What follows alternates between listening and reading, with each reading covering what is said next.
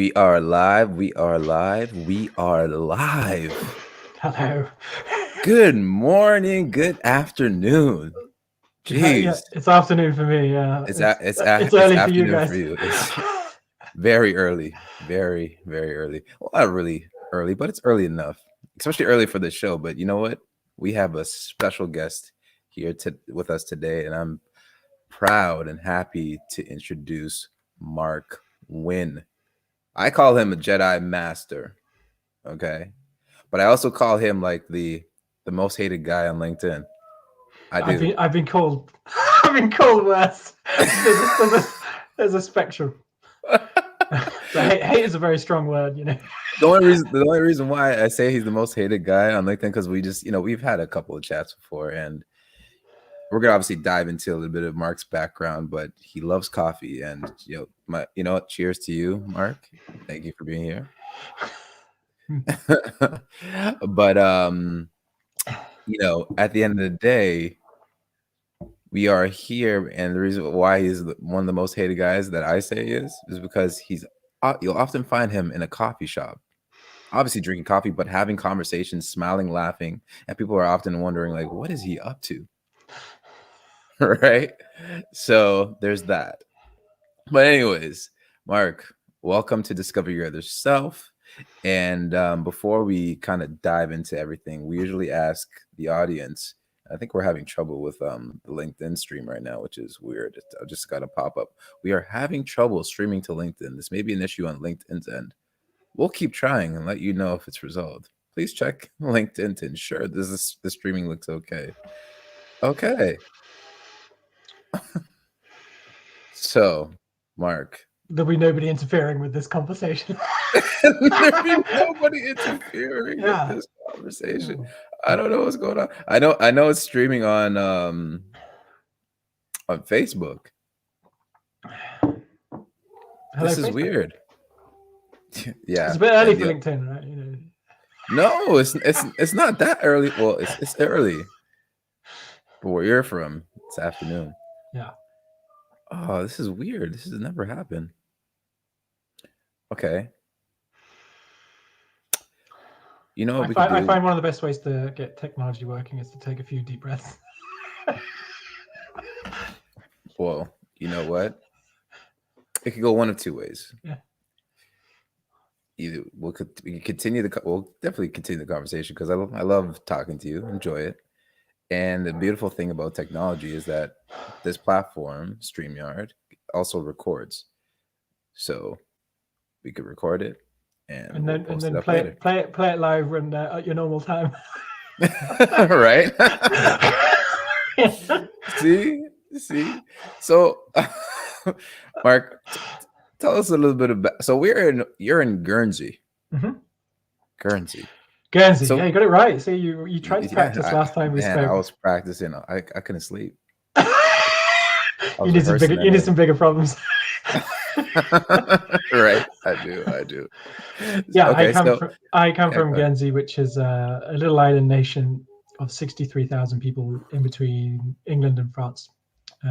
So we can see France on a good day, but it's part of Great Britain. It's not part of the UK. So we're kind of this special kind of crown dependency. It's called that makes its own laws. I'm a community builder that kind of lives in this community that I'm very passionate about. What role do small countries have in bringing a new way of organizing human beings for human thriving? Awesome. And so you're a community builder, right? But you're not just that. Like, give the audience like a little bit of background about who Mark really is. So I grew up in an entrepreneurial family, and I built a business with my brother in my 20s. I came up from a relatively wealthy background, depending on which country, depending on which country, an insanely wealthy background if you're at some level of the planet where I'm from, which is a very rich country. A reasonable wealthy background. I think, I grew up with some narratives around, you know, get a good education, make a lot of money, being kind of the background Western model thing. And my dad left school at 14 with no education from a tough background. He made he made good money. He had some amazing fun things in life, but there was elements of that there was struggle with, and I repeated the model in my 20s, had amazing opportunities, but also burnt out a couple of times. And so I questioned. And I remember being at school, everyone was saying, get a good education, make a lot of money. And I was in an environment with someone with no education, was making more money. And so I grew up questioning a lot. And then I sold the business in 2008, and then I started mentoring and coaching entrepreneurs to build businesses that were more aligned, which is using the entrepreneurs, not building in how everybody thinks they should build a business, but in a business that's true to them as the entrepreneur, so that entrepreneurs become, rather than being slaves to their businesses, the businesses become slaves to them. And it was really about aligned entrepreneurship. And then I got passionate about community building and realizing that this could be done at community scale, or in my community, you can have coffee with anyone. And so I got very interested about how do you have coffee and help people find their true self, and what is, and build in the way that's aligned to them, and what's the impact of lots of people in a small space, a small community doing just that. And so how does individuals for the community find purpose, and how does the community itself find purpose? And so I've gone from someone not really understanding life, feeling different on the inside, to what the world is on the outside, and then finding a way to get out of the glass box. And over the years, finding people I'm aligned with, becoming much more comfortable in my own skin than I was growing up, and then realizing that this narrative of hard work and hustle and all of that kind of stuff just isn't me. And my gift is in the space. So everybody talks about not having enough time, or because all I do is loaf around and have coffee and support people to turn struggle into ease. I'm very good at supporting people to create time. And so my gift is, I was told you're lazy, all these kind of things growing up, and there was a point where I didn't like myself for it, but ultimately I realized that this is my gift, which is teaching people to work far less to create better outcomes for themselves, and understanding that happiness can cost a lot less than we realize if we start chasing our own dreams rather than the stories that we've been told. I've just become good at that process. But ultimately, it's not really me doing anything. It's what lies inside every individual, and I just really show people the mirror, and playfully poke them, about it, and that's really it. And I don't know if that makes sense. That's a meandering introduction.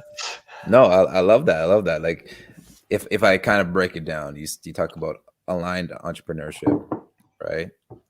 Or aligned, and aligned anything. Or aligned anything. Yeah, because you talk about entrepreneurship, community, and how you help individuals find their purpose.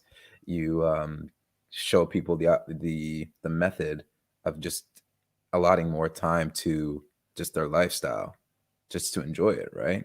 Mm-hmm. Now, if we kind of go back a little bit further, where did that come into play for you? How did you identify that you had this gift to help people discover their purpose? And which is amazing, because it aligns with what this show is all about: discover your other self.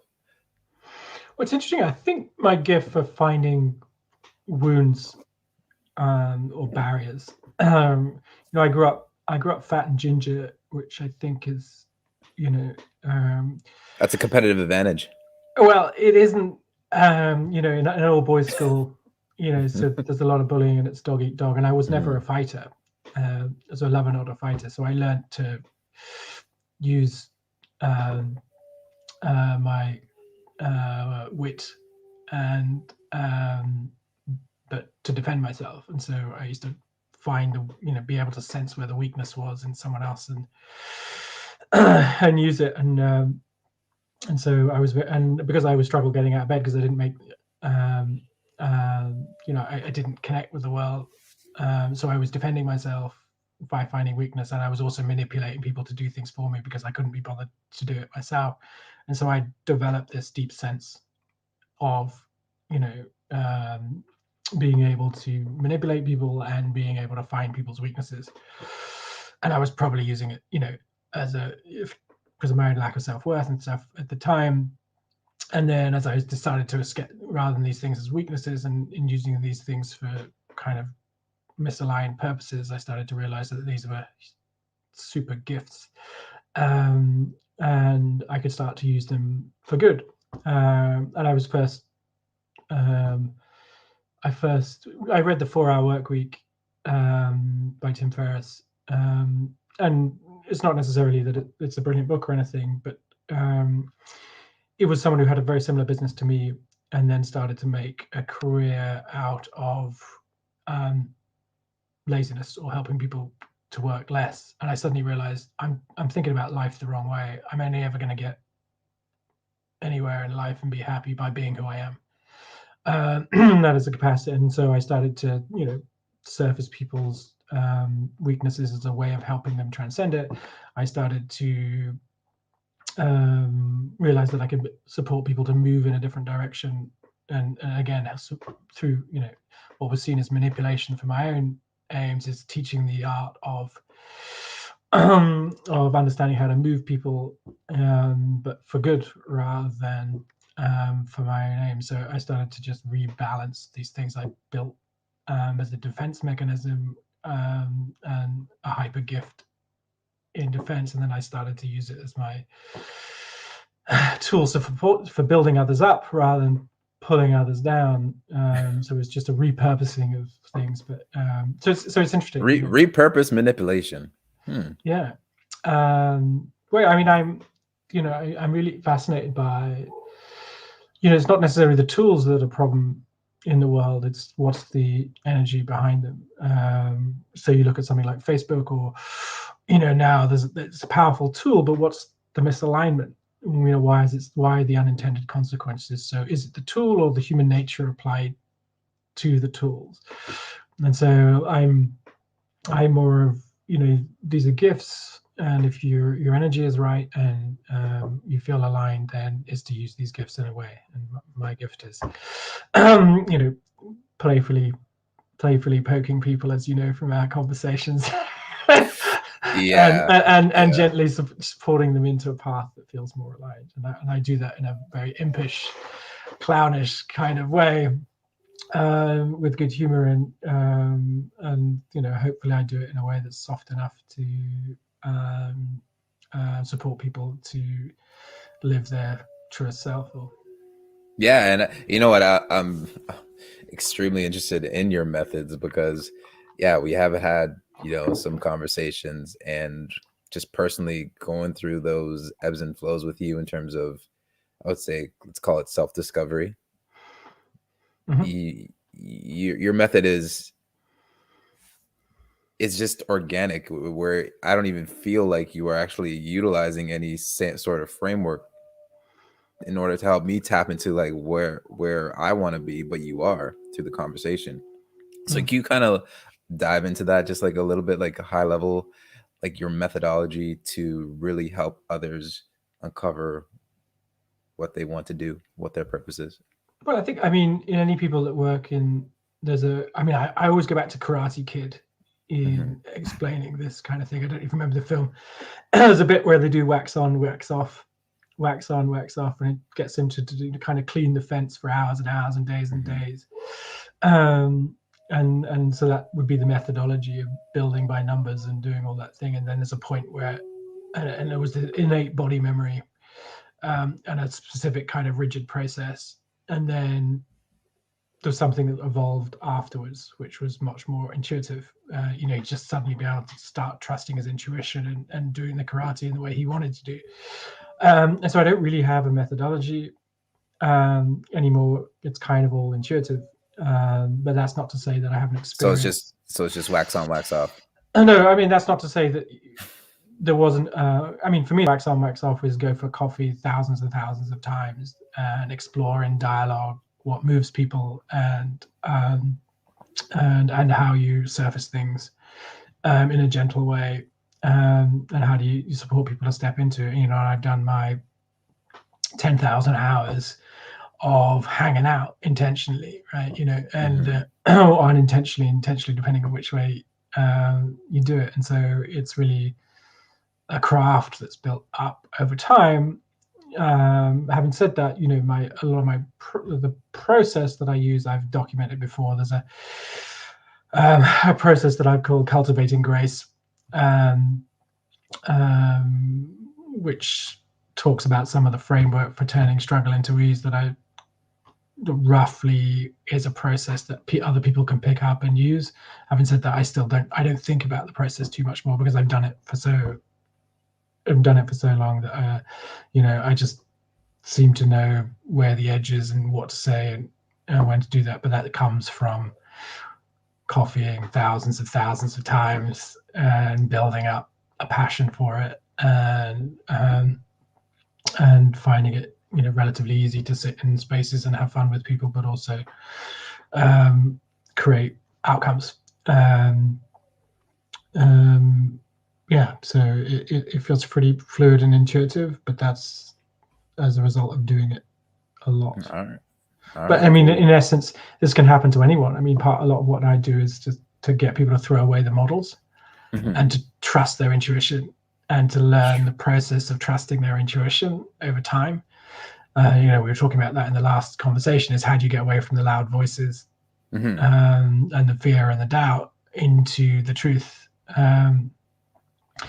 And sorry, I think that's Michael that just popped in. Yeah. The guy that introduced us. So big shout out to Michael. And I was just speaking to you before this. Oh yeah, Michael, if you're still tuning in, man, we were having issues with LinkedIn. Something happened with StreamYard and LinkedIn he's on YouTube, in terms of synchronization. Yeah, he's on YouTube. So thanks for tuning in, Michael, and thank you for introducing us. So likewise. Let's pay homage to Michael. So you talked about intuition. You talked about the 1,000 or 1,000 10,000 hours. 10,000 hours. Now, let's talk about intuition a little bit. Like, how do you describe intuition? Like, everyone, obviously, people would say, is it your gut? Is it like these little voices that you're hearing? Is it like, if you're spiritual, is it God that's speaking, the universe speaking? How would Marc Winn define it? That's a really good question. I have to consult my intuition on this, and I've not been asked in that way. I don't know. For me, it feels like a sense of something coming through me. So I often imagine a pipe and that feeling of getting out of the way. So you're describing the voices, which to me is the things that block the pipe, which is other people's stuff that's been projected on you over time and in childhood and things like that. And to me, intuition is what that knowingness that can come through that just serves as a guide. I think some people describe it as like the invisible hand, or and that you just feel that you know what to say, you know what to do, and it's usually when you're breathing well, you're grounded, and you're just in that place of trust. And then there's a river that starts to flow. It feels like a flow that knowing what to say, knowing what to do, starts to arrive, and that to me is the intuitive guidance. People talk about gut feeling, but I don't really feel the intuition. It feels like a higher self thing rather than a gut feeling thing. I know what that gut feeling feels like, but it feels like a lot lower. It's almost fear-based sometimes, that feeling. So for me, it feels like guidance.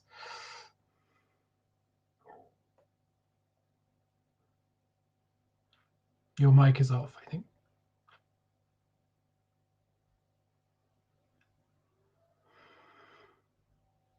Is your mic on, Richie?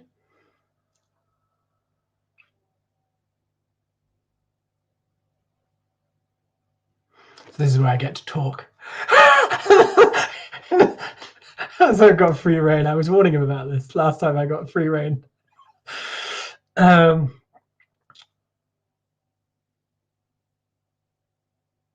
Murphy's Law. Yeah. I was gentle and though. I still can't even hear you. This is crazy. First, the LinkedIn thing is not working. Now, like, none of my earbuds are working. This is nuts. Yeah. Never had this happen. It's too early. Mark, what'd you do? Can you hear me now? Mark, you're gonna have to take over the entire show. Okay, this is a show for one. I can't hear a word you say. This is crazy. So there's gremlins in the technology happens today. For like, what is going on? So we can hear him. Hello. So I'm going to tell him we can hear him. Wow. I can't even hear you.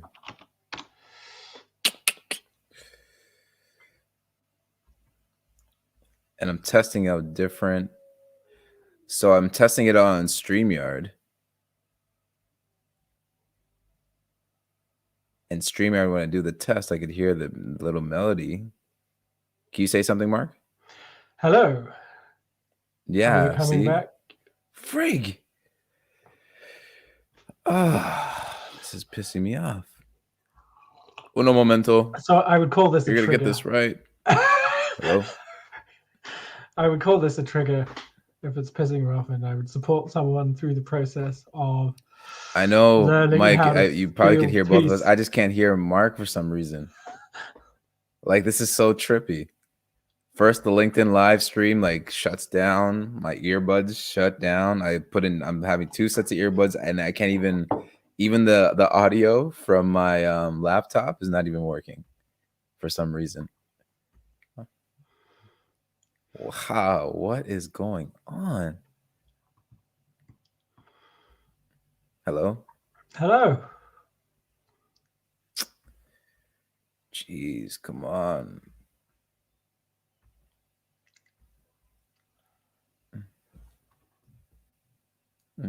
Hey. On YouTube Live while talking to him. You'll hear him on YouTube, but you're not you're going to have to watch it live on YouTube to hear him. Okay. So put your earbuds to YouTube, and then you'll be able to talk to him. See the magic. Yeah, this is like the magic of Michael here, coming like the fixer. He's actually giving you a lesson right now on how to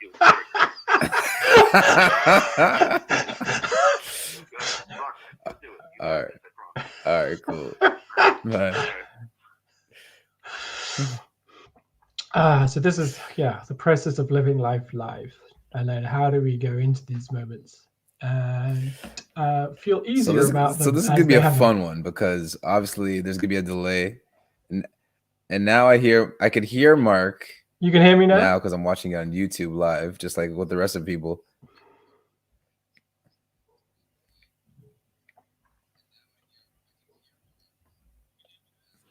Yeah, I can hear you now. There's a delay, but it's fine. That's about a 10-second delay. We'll roll it. That's about a 10-second delay. So, Mark, coffees.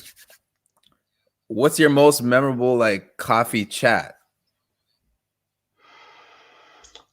Did you ask me that question before? I think I can't remember. I mean, the first one I had when I discovered mentoring, which was actually a coffee roaster. And he introduced me to coffee. First guy I ever mentored. That wasn't live. So he's answering the question I did earlier. And then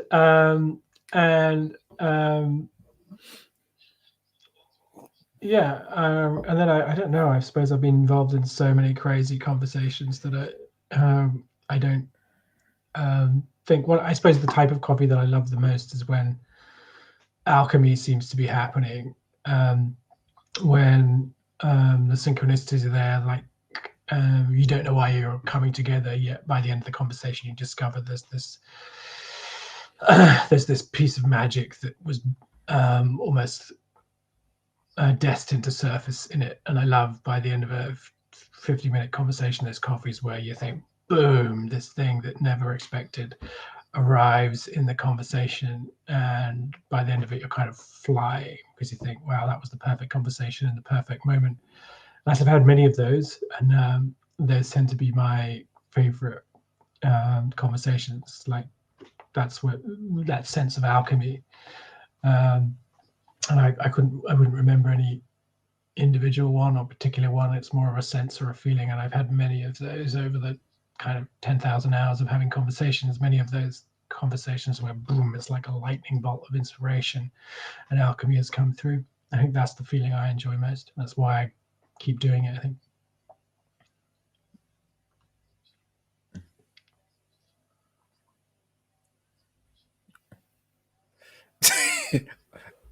Yeah, I see that delay. Okay. So would you say like when you were setting up shop in the coffee shop, you would go from like, let's say morning to like what time? Was it like the whole day? I've done the whole day many times. And I think I found that a little depleting. I would get very high after doing a day of conversations and then, struggle to sleep that night. So I think, I've learned to throttle my diary over thousands of times of doing this, and now find what's the kind of right amount of powerful conversations in a day to be able to go back and speak with the kids and be present in all of those kind of things. So I think, for me, it's around 4 or 5, maybe 3 to 5 really good conversations in a day. I tend to have, caffeine in the morning and chamomile in the afternoon to bring things down if they get a little high, or have a walking coffee or something like that, just to keep grounded. So I think the thing is, like today I'll have 3 or 4 coffees, and that's about the perfect level, and doing that, 4 or 5 days a week. So for me, about 20 coffees a week is the right, that allows for powerful connection, but also creates the space to integrate and to do family time and things like that. Once I get over 20 or over 4 or 5 in a day, then it starts to become hard to recover from. So it's all about what's the right kind of connection, and that's, I'm not really that focused on outcomes. So it kind of says the amount it speaks to, and a lot of people don't give any time to this kind of just deep conversation, and that's nourishing for me. So what's the nourishing level for everyone else? And I think for everyone else is, especially people who are just in outcome-based conversations all the time, I think, what I'm focused on is having conversations that are about connection. And if you don't have enough connection in your life, then things for a lot of people will start to break. And so about 15 to 20 hours for me is of deep conversation and deep connection is nourishing. Over that, it becomes depletive. Under that, I don't feel connected enough. And so I think for everyone, it's about finding the right balance of depth and amount to create a regenerative cycle where one starts to feel connected to those around them. And depth is as important as breadth, but and I've learned to cultivate deeper conversations over time, and be able to have a lot less of them in a day and still feel like magic has happened. So depth is as important as breadth. See, I'm catching up to you, Mark. It's working. Good. It's working. Yeah, it's good. So we're gonna go dive. Yay, Michael! Look at that, Mr. Fixer. Called connection. Mr. Fixer. And this is amazing because I feel somewhat disconnected because obviously there's that delay. So we're gonna try this for a bit. What is the reason why people are not putting connection at the top of their priority list? I think it's because they're outcome based. I mean, the whole world is around what you can get And so I need to get this project finished. It's all around the world of getting things done, and this world of kind of I need X for Y. And so I think what that actually does is, and then the world is very time poor as well, or this perception that there isn't, time is limited, so everyone's trying to get X and Y and trying to get the thing right, not realizing that really the world works at the speed of trust. And this is about day-to-day productivity versus year by year or decade by decade productivity. Is as they say, if you want to go fast, go alone. If you want to go far, go together. And the thing about taking the time to deepen conversations and deepen connections and get to know people more is it will take you far, and rather than fast. And understanding, it's like the tortoise and the hare. I always say the tortoise always wins, and that is the person willing to cultivate and deepen relationships. And so I often say I'm if you look at me day to day, my productivity is shockingly bad. People will say the guy just hangs out and has coffee all day. But actually, if you look at what impact I make over a decade, then you start to see, wow, he's super productive over a period of time. But it's because I have a web of really strong and deep connections that I invest in people. And that brings me all sorts of interesting opportunities that come as a product of connection. But if I went into any of those coffees wanting something from the person rather than being fundamentally interested in the person, then it doesn't really build relationship. And I like to have fun, and I like to get to know people, and I like to play, and I like to see the playful side in others and the deep thing that makes people come alive. If I'm focused on what deal we can do, I'm not really tuning into the essence of the 3-year-old that exists within in a person, and the likelihood of us having another coffee or three. The magic may come in the 4th coffee or the 5th coffee, or the deep trust and the bond would come from something like that. So I've really learned to just focus on enjoying people and conversation and trusting that there will be a great harvest from that process.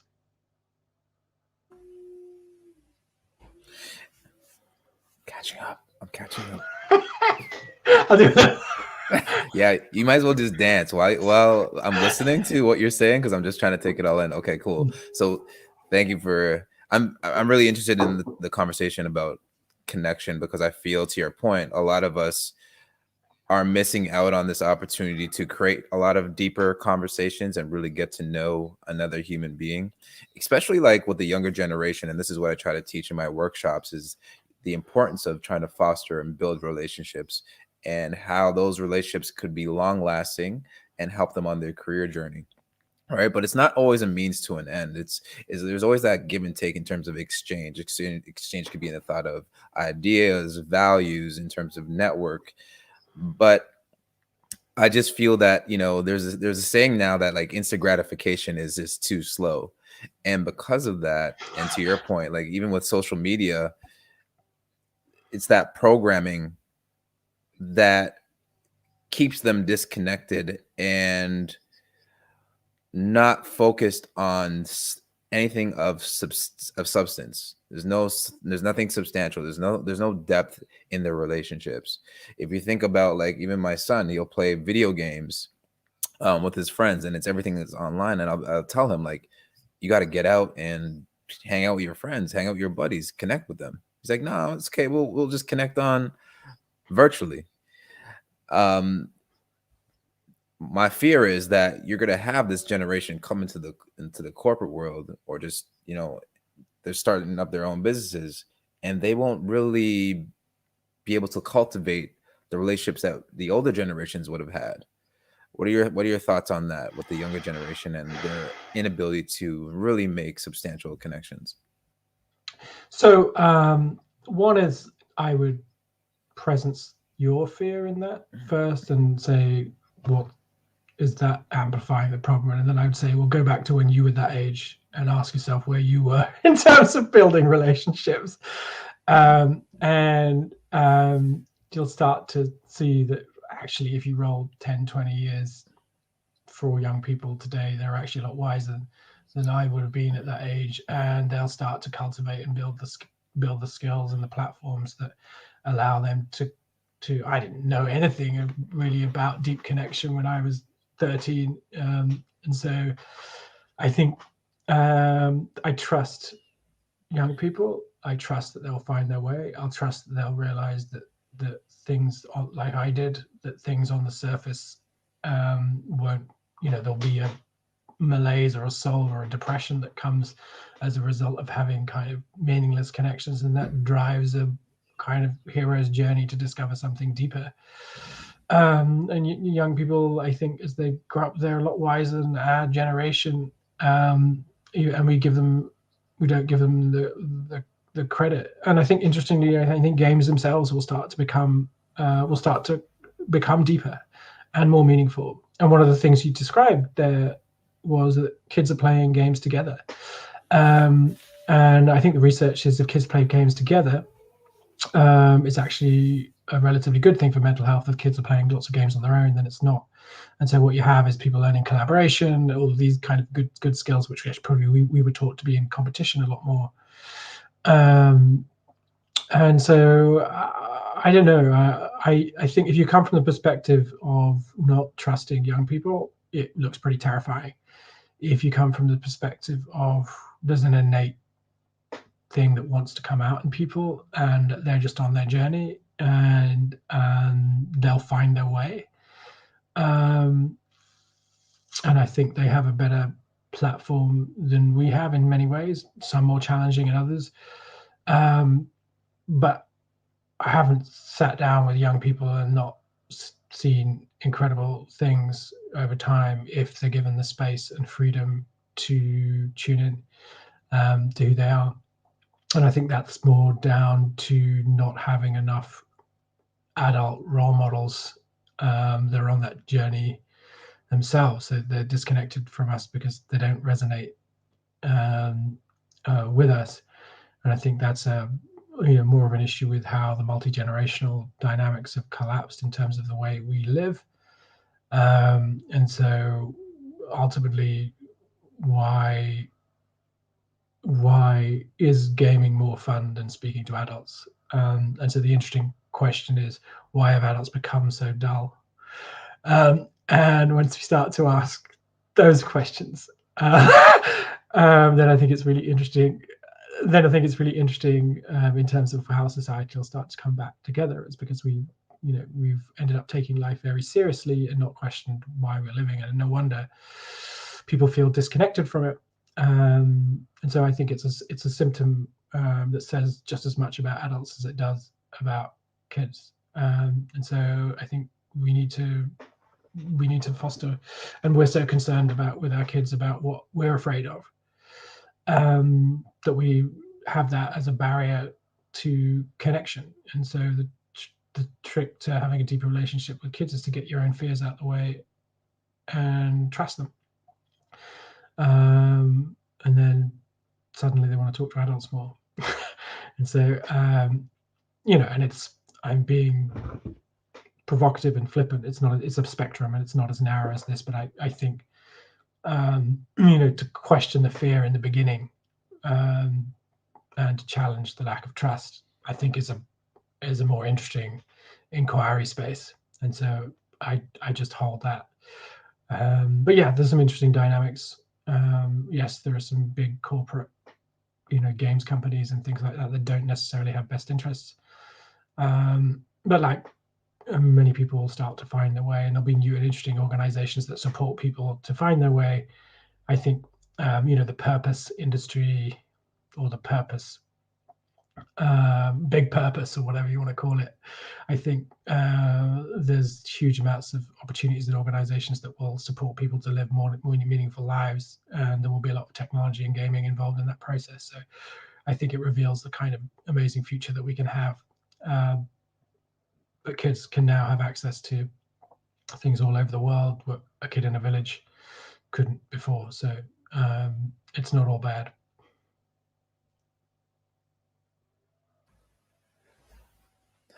Why? Okay. you said a whole lot of interesting and fascinating gems. One, going back to my childhood in terms of how I formulated that question. That's one. Two, adults are dull. I agree. A lot of adults are dull. And I really want to dive into that because, listen, I could have fun with you. I could go deep into my childhood, but I don't want to today. We've done that the other day, which I will talk about a little bit about asking my younger self to give, asking myself permission to do things because that's how I was raised. Where I'm like, Daddy, can I go out? Or Mommy, can I go out and play with Mark? Can I go out and play with Mikey? But why are adults so dull these days? I sometimes I look around and I'm just like, people take things so serious. They don't want to like just open up their mind just to live. Where do you think that like comes from? I mean, I think it's conditioning, and this is really educational. And you start to there's an age where kids start to go from just playing and living life, and they're then kind of the construct is stop doing that, get on with something serious, or you'll never amount to anything, or you'll never get a job, and it's just kind of fear of death, fearing that that if you don't take life seriously, you're going to not be able to eat and feed your oh, excuse me, you're not going to be able to eat and feed your children, and so they project this fears of getting life seriously, and take your schooling seriously, and they're trying to create order in the classroom. And so there's this, and I get, if you're trying to teach 20 kids, if everybody's playing at free flow, it's a deeply frightening environment. And I think, for all the right reasons, we've ended up in the wrong place, and we're kind of conditioned out of our joy, and we see joy as a bad thing. And it's very kind of, often there's a lot of religious context with Presbyterian things that, you've got to be a serious sacrifices, certainly if you're a Brit. Joy is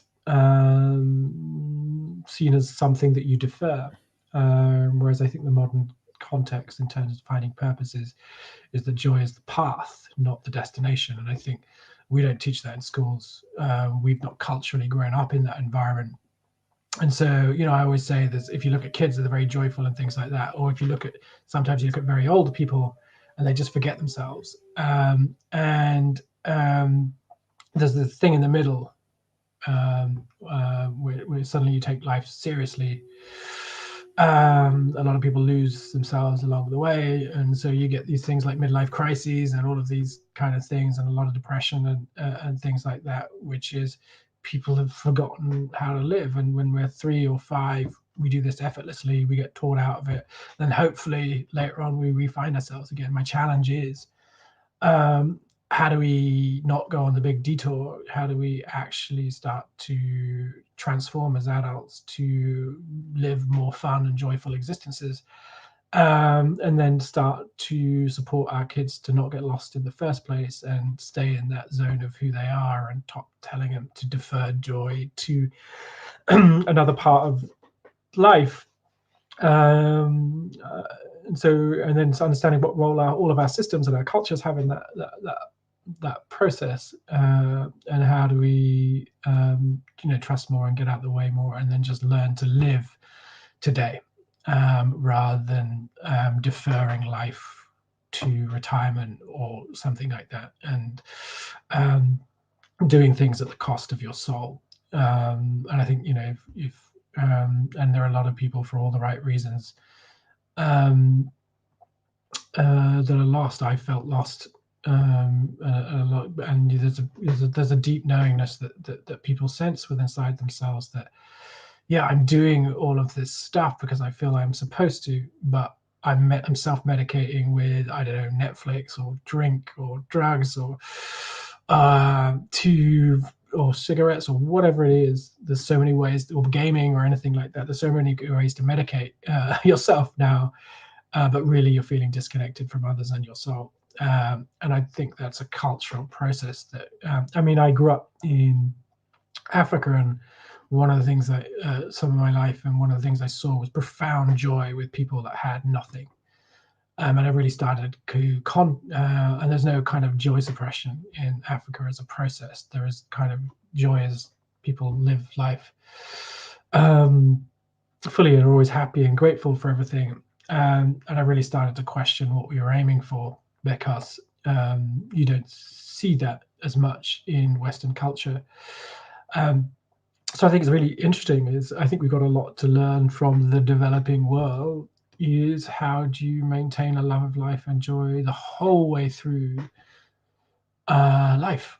And it's interesting. I think they have a different perception of what death is. I think they have a different perception on how grateful they are to be alive. And I think we can learn a lot from that. Where there's a story of deferred happiness. When I get this, I will get that. That is prevalent in Western culture, and there's no surprise that we have huge mental health rates as a result of that. And it's us collective souls really kind of trying to teach us that we're off course. And the real wise people in this are the very young, because they start off on course, and somehow we, for all the right reasons, support people to get more lost. And but I think it's our fears driving that process, because we deep down we want our kids to be happy, but culturally we think happiness is found by getting a mortgage, getting a good job, all of these kind of things. But actually, when you start to understand the science of it, and as I had with people in Africa, people with nothing, and they're there, so it's a lot cheaper than we think. And so I've always said, how do we start to teach kids and teach ourselves? How do we find joy? How do we find gratitude? How do we find a love of life, and do that in the cheapest way possible, and then see what magic starts to come around people? Because they will, the reality is, when you do this so many times with people, is they end up earning more over time, they end up feeling better, they end up having better relationships, stronger families. There's actually no real downside. People think it is an either or thing, but the reality is I would say there's a return on adventure or return on joy, and it's one of the best or return on connection.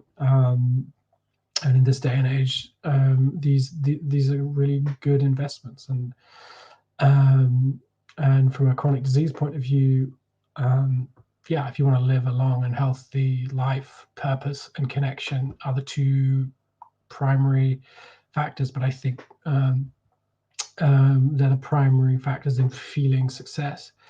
And I built I built success in a way that I wasn't aligned with, and I didn't feel successful. And I've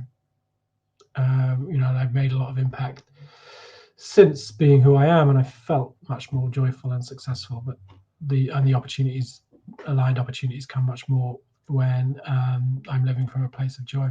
So there's no downside in the end, but there is a fear that if you're happy, something bad will happen, and maybe we were told off for being silly, or told off for playing, or told off for having fun. And so there's a fear of full expression that manifests itself quite strongly in society. But the actual way to change the world, I think, is to be fun and full of light, and that's what kind of opens up. That's what people want to follow. People are quite sick of being angry deep down and just and struggling. There's a sense of fun and ease that is available.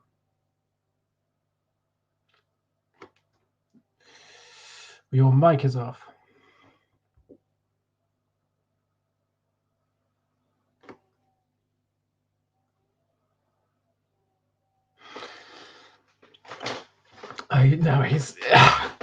I'm talking for a long time. Jeez, this has been. Here I was talking to myself for like a good 10 minutes, and I was saying there's my boo. She's in the crowd. It's loving the boat. But I want to say that you have said some powerful things in terms of fear obviously holds us back. It's the conditioning, the programming that we have as a society, not living out our full lives, not giving ourselves permission to be happy. Now, how would you, my last question to kind of package everything, what would you say is the steps that we need to take in order to find our purpose and find our joy? Well, that would be like the final question for this interview, but I think this will wrap things up in terms of giving some more perspective, because you've given a lot of concepts that I think is truly valuable for the audience. I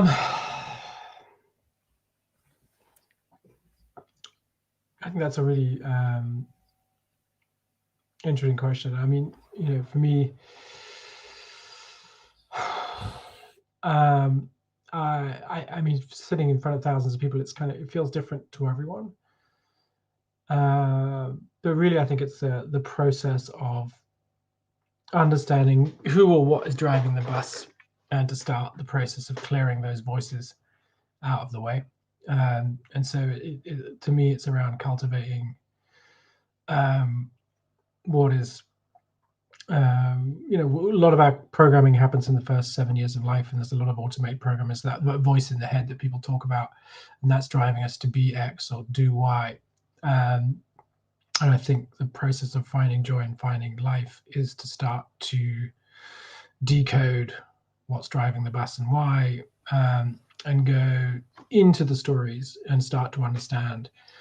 Well, there's a phrase that says, the link between karma and dharma. And dharma is the Indian word for purpose, roughly translated, and karma is about the past. And I think the more you understand and integrate your past and accept yourself, the more that your purpose and joy in life becomes clear. And so really hanging out with people, that really is around what is the resistance, what are they not loving about themselves or accepting in themselves. And the more you start to find the beauty in who you are, as I described at the beginning of this conversation, the more you can start to, from that place of self-forgiveness and full acceptance, the more the path becomes clear. So there's one question I usually get people to ask themselves, which is, if anything was possible, or there's only one thing in the world you could solve, what would it be?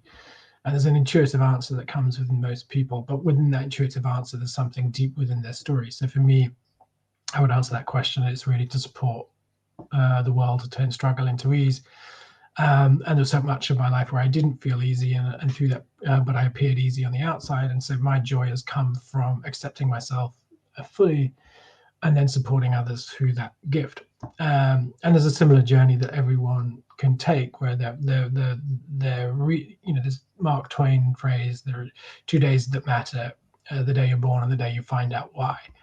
And so that process of reflection and understanding and self-acceptance, because when you accept yourself, suddenly you don't care anymore.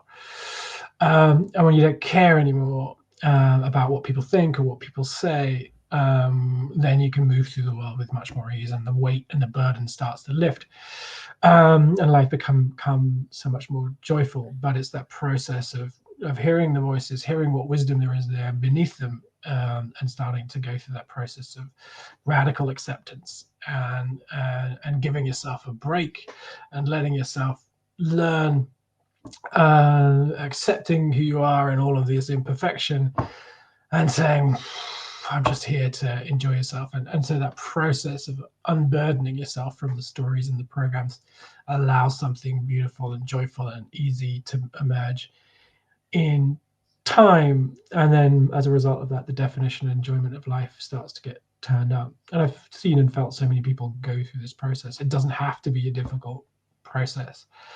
I would just say, can you enjoy yourself 5% more in a day, or 1% more in a day? Can you take the time to watch a butterfly go past? And that small cultivation of, can I be 1% happy today? You run hundreds of days in a row, you start to operate, and the neural pathways start to reprogram and things like that. And a simple cultivation of, can I just give myself a break for 1 minute for 1 second, can I enjoy the second 5% more than the last? And really simple practices of letting yourself enjoy things can really build up over time. So a meandering answer to the question, but if you see it as a destination, again, I want to be happy in a year, then it's difficult. If you see it, can I be happier in the next second?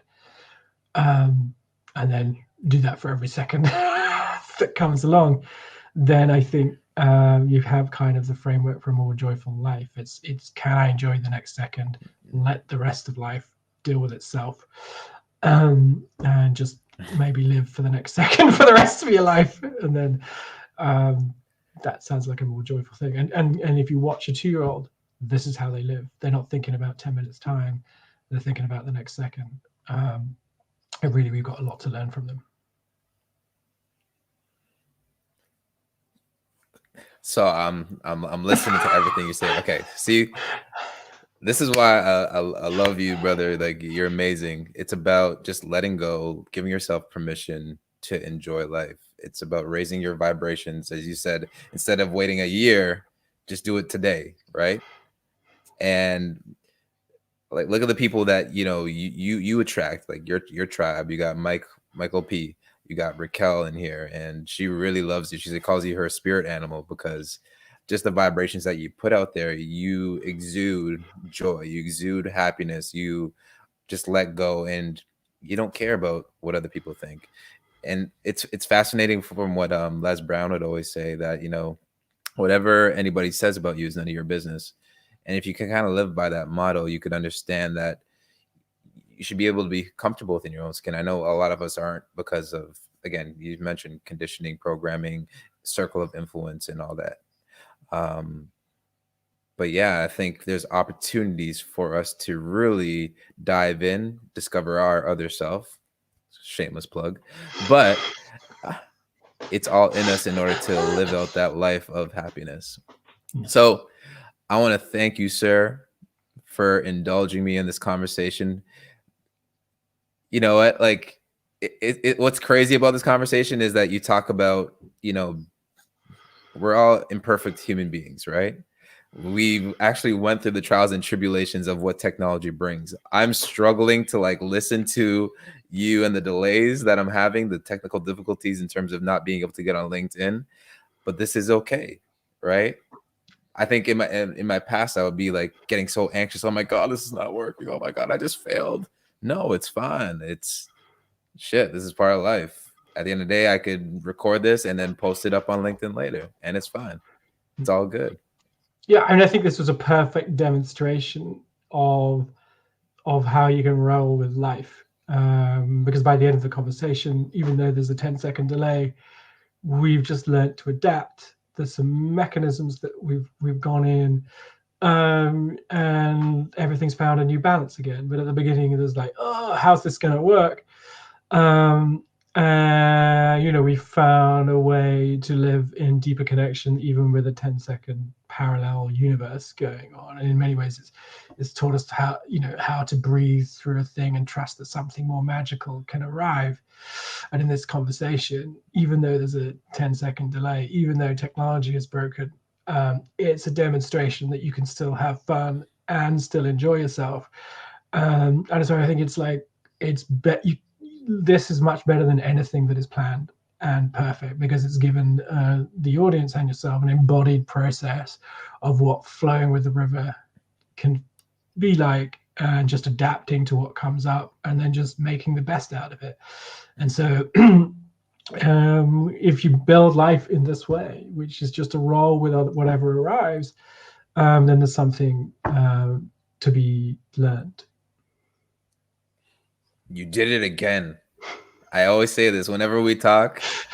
I don't know, something magical always happens, and I think this is magical. Just like you said, we're dealing with a 10-second delay here, and it was a really great demonstration of how we adapt and just go with the flow. So I want to thank you again. Appreciate you for this conversation, and I'm going to continue to have more conversations with you and more coffee. Geez, I probably won't be able to sleep when I interact with you. And that's okay. Anyways, I want to thank everybody for tuning in. Thank you, Raquel. Thank you, Michael. I apologize for the technical difficulties that was out of my hands, but we rolled with it. That's fine. So we will get ready for next week's Discover Your Other Self. We'll go back on Thursdays, 7 p.m. Eastern Standard Time. So I want to thank you again, Mark. Appreciate you, brother. Have a good one.